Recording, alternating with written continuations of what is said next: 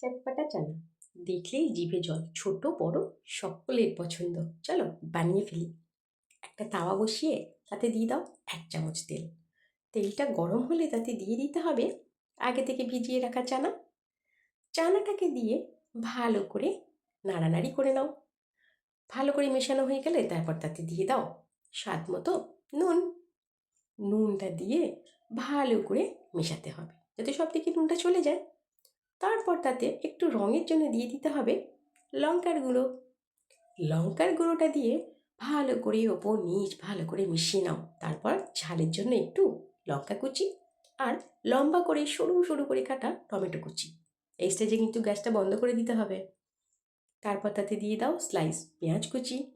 একটু নাড়াচাড়া করে দিয়ে দাও লম্বা লম্বা করে কাটা শসা। সবগুলো দিয়ে ভালো করে একসাথে মিশিয়ে নাও। মেশানো হয়ে গেলে তার মধ্যে দিয়ে দাও 1 চামচ চাট মশলা।